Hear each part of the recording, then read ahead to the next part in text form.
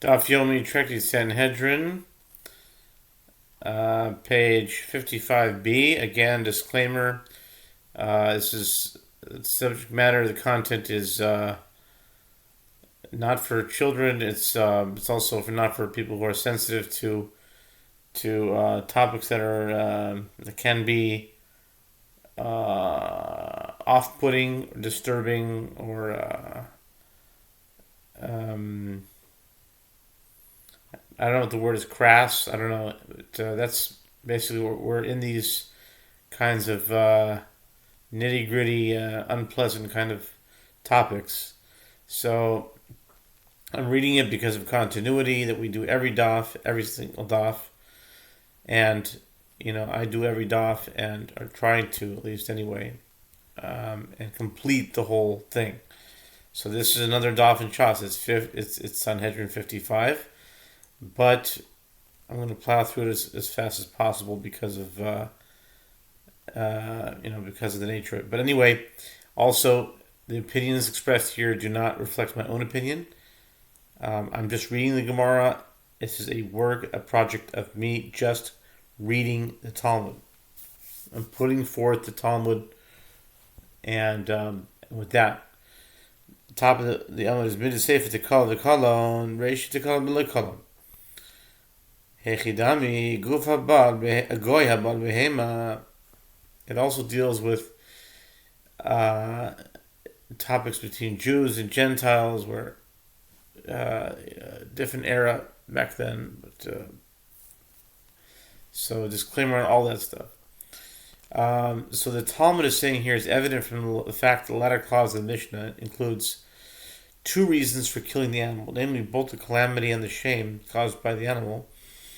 That the first clause, the first reason stated in the Mishnah is referring to a case of a calamity without shame. And what are the circumstances of a calamity without shame? It is the case of a Gentile who engages in intercourse with an animal.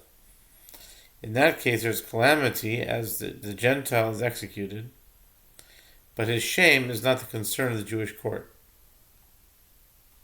Okay, again, that's what they said. That's it. Lo sefer tekala v'kalon reisha kamashmalan. Afilu kalon below tekala nami mechayvi v'hechidami Yisrael ba'al v'hem meshayek kida bai rav amunah. The Gemara rejects this proof. No, the latter clause is referring to a case of both a calamity and shame. But the first clause teaches us that even in a case where there's a circumstance of shame alone, without the calamity of execution, the court is obligated to kill the animal. Although the Mishnah employs the term calamity, it is possible that this is referring to the calamity of the transgression, not the execution of the transgressor. And what are the circumstances of this case?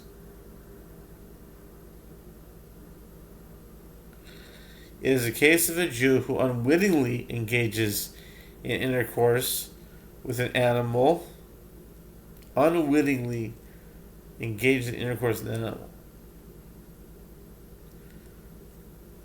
Did that ever happen once in human history? Unwittingly engage. Okay.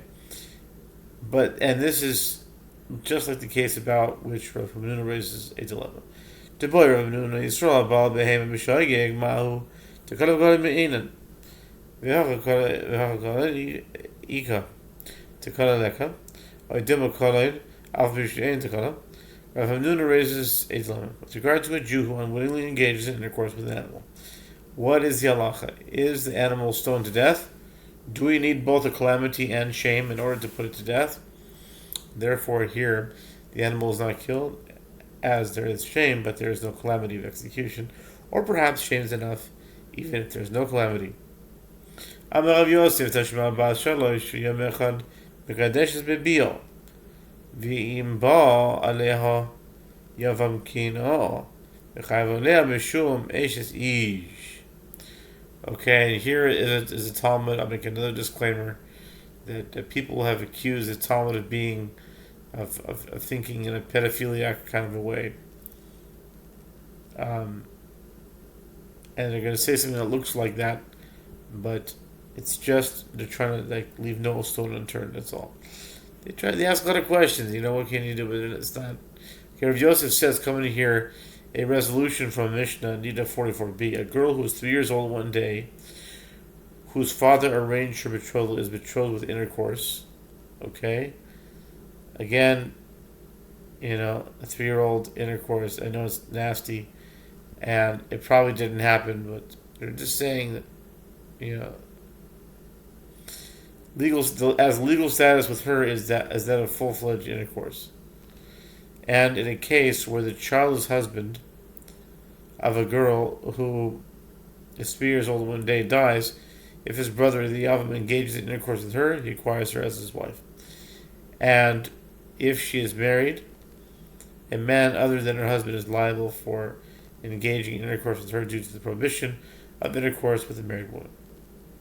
Okay, next. Umitama is ba'ala l'tam mishkav tachlan ge'elyon disas l'kohen oches b'truma ba'le'echa min ha'pesulim pasla min ha'kahuna. The Mishnah continues, and if she is impure due to menstruation, she transmits impurity to one who engages in intercourse with her, who then renders all the items designated for lying beneath him impure, like the items designated for lying above him. Okay. If she marries a priest, she may partake of truma like any other wife of a priest.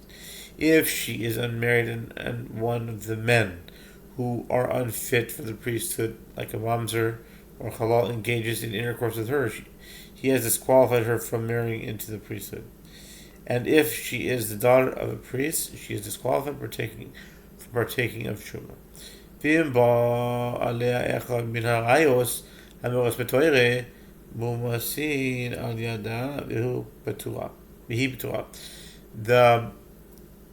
Mishnah continues, and if one of any of those with whom relations are forbidden, who are stated in the Torah, engaged in intercourse with her, let's say her father or father-in-law, they are executed by the court for engaging in intercourse with her, and she is exempt because she is a minor. The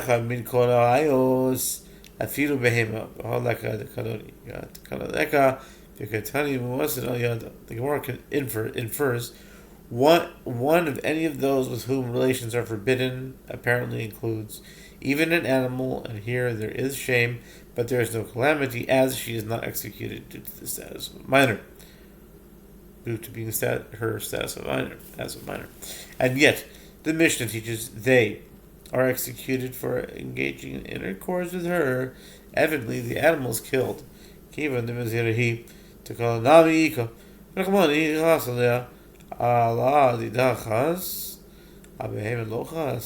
Gemara rejects this proof. Since she committed this transgression intentionally, there's a calamity as well, and it is the merciful one who has pity on her due to her young age and exempts her from punishment. And although the merciful one has pity on her, he does not have pity on the animal. Therefore, it cannot be proven from here that shame without a calamity is sufficient cause for the animal to be put to death, because calamity is present in this case.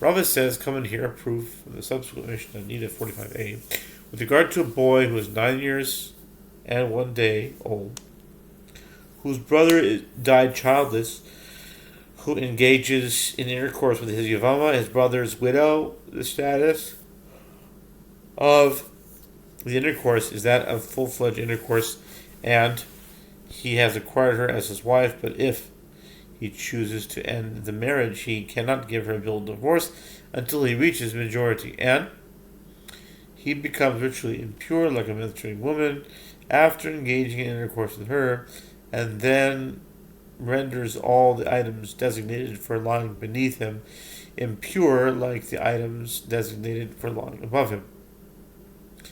The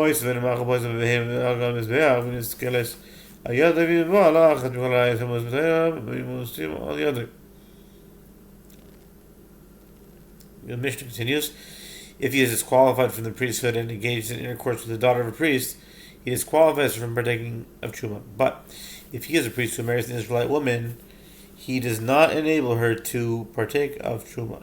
And if he engages in intercourse with an animal, he disqualifies the animal from being sacrificed upon the altar. And the animal is stoned on the basis of intercourse with him. And if he engaged in intercourse with one of any those with whom relations are forbidden, who are stated in the Torah, they are executed by the court on the basis of intercourse with him, but he is exempt. The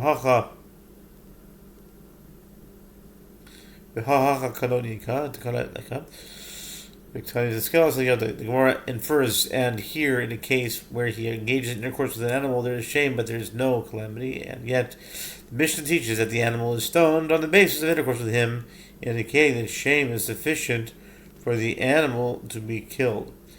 Kivan demezid hu tekala nami ikam brachmanahi chas aleha ale dide chas brachmana abehema lo chas brachmana. The Gemara rejects as proof, since he committed his transgression intentionally, there is a calamity, as well as it is the merciful one who has pity on him due to his minority. Although the merciful one has pity on him, the merciful one does not have pity on him, therefore it cannot be proven from here that shame without a calamity is sufficient case for the animal to be put to death, because calamity is present in this case. I think we can finish this. We're almost done here. Wow. Nice. Tashima. The Gemara suggests coming here resolution from the Mishnah. 54a.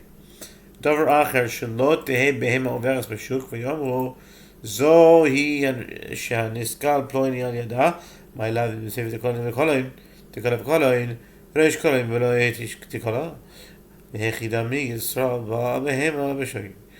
The Gemara suggests coming here a resolution for the Mishnah in 54a. Alternatively, it is so that this animal will not pass through the marketplace, and those who see it will say, this is the animal because of which so and so is stoned. What? Is it not evident from the fact that the latter clause of the Mishnah includes two reasons for the killing of the animal, namely both the calamity and the shame caused by the animal, that the first clause, the first reason stated in the Mishnah, is referring to a case of shame without such a calamity? And what are the circumstances of shame without a calamity? Is the case of a Jew who unwittingly engages in intercourse with an animal. Lo Sefer.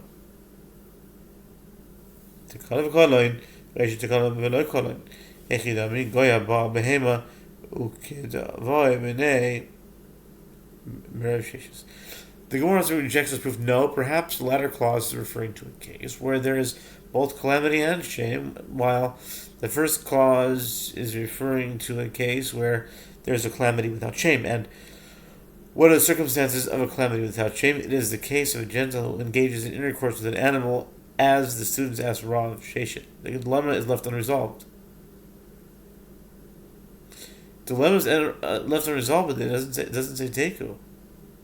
The dilemma is left unresolved. No conclusive answer can be inferred from the Mishnah that either dilemma for the dilemma raised by the students of Sheshet. And here we start the Mishnah. New Mishnah we got it. Chayiv elash ad sheyifrosh Hashem. Sheyifrosh Hashem. Amar Yehuda b'karcha. Okay, so new Mishnah is talking about blasphemy. One who blasphemes, meaning one who curses God, is not liable unless he utters the name of God and curses. Rabbi Yehoshua ben Korcha says,